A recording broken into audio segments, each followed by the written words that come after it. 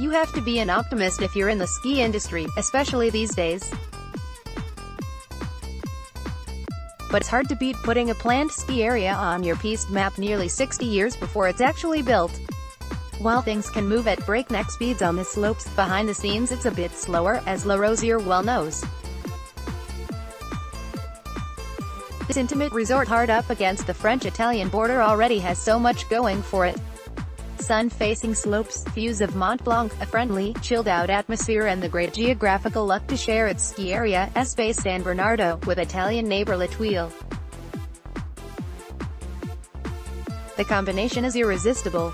Just think of the food, from 15p 18 cents 27 United States cents a day, more exclusives, analysis and extras.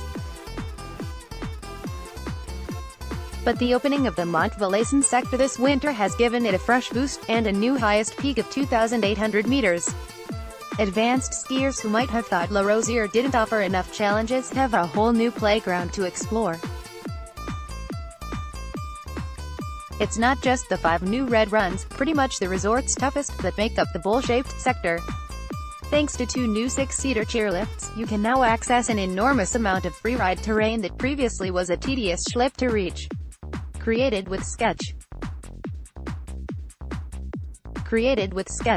The indoor swimming pool at Chalet Le Coq-Lacotte, the adult swings at Chalet du Plain, the spacious master bedroom at Chalet Mont Tremblant, the outdoor pool at Chalet Cutet, curl up and enjoy the view at Chalet Le Grenier, the pool at Chalet Marco Polo, one of the bedrooms at Chalet Quézique, dining area at Chalet Zermatt, the view from the terrace at Chalet Le Grenier, the Petit Palais party room, the indoor swimming pool at Chalet Le Coq-Lacotte, the adult swings at Chalet du Plain, the spacious master bedroom at Chalet Mont Tremblant, the outdoor pool at Chalet Cutet, curl up and enjoy the view at Chalet Le Grenier, the pool at Chalet Marco Polo, one of the bedrooms at Chalet Quézique, dining area at Chalet Zermatt, the view from the terrace at Chalet Le Grenier, the Petit Palais party room under dazzling blue skies. I started from Les Eucarts, the hamlet that's connected to the main village via a magical path, instantly nicknamed the Narnia Trail, through snowy forest.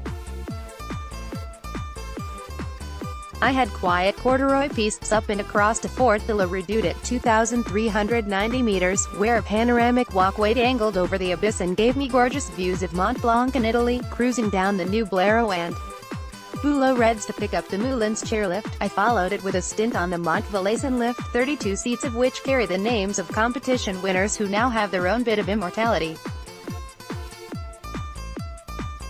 At the 2,800 meters Mont Blanc peak, off-piste skiers were checking their transceivers at the tracking post before entering the freeride terrain. A sensible idea, considering the threat of avalanches in off-piste areas.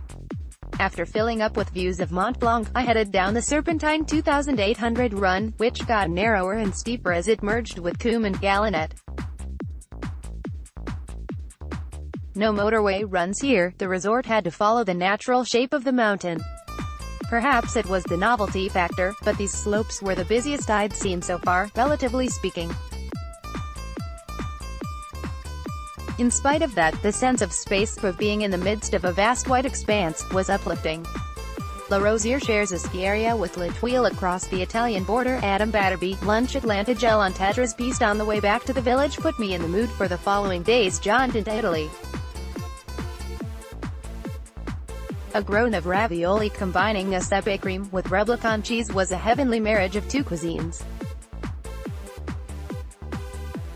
But a pure taste of Italy awaited on the other side of Fort de la Redoute in the Aosta Valley. A narrow red run led to the seemingly endless drag lift that finished with the welcome sight of the Italian border sign.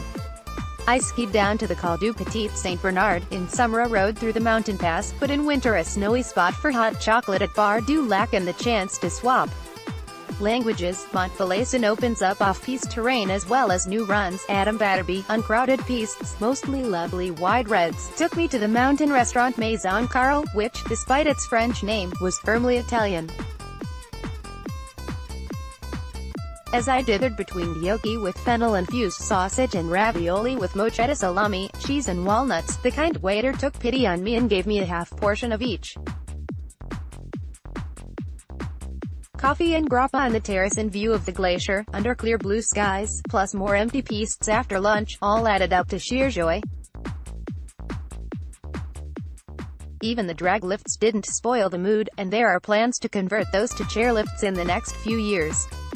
Support free-thinking journalism and subscribe to Independent Minds. When heavy snow arrived the following day and smothered the pistes in impenetrable fog, I gave the skiing a miss, having tried and failed to see beyond a few meters ahead of me. Time for a slow exploration of the village, a stroll along the Narnia Trail, a shopping spree in the Cheese Cooperative, a long soak in the spa of my residence, the very smart Sims Blanches. In fact, there was a general air of well-to-do-ness in both the main village and Les Eucarts, helped by new openings such as Hyatt Centric, the first in a French ski resort, and the five-star Hotel Alperina. The Flocon in Les Eucarts swiftly became a favorite place for cheese fondues, tartiflettes and pizzas that gave their Italian neighbors a run for their money. But the best fondue took a bit of effort to reach. I met Stefan, one of ESF's mountain experts, for a moonlight snowshoe walk through the deserted woods above Les Eucarts, following tracks made by ptarmigans and hares. Igloo Village is La Rosière's new fondue restaurant, Adam Batterby. After an hour in this ghostly wilderness, we arrived at Igloo Village, a new restaurant in the form of, you guessed it, an igloo at the foot of the Plan du Repos chairlift. Surrounded by ice sculptures carved into the walls, I devoured a cheese fondue that was one of the best I'd ever tasted. As if La Rosière didn't have enough to make me fall in love with it, Mary Novakovic traveled with Peak Retreats, which offer 7-night self-catering in a 2-bedroom apartment in Les Sims Blanches from £264 pp, based on 5 sharing, including Eurotunnel crossing. LaRosière.net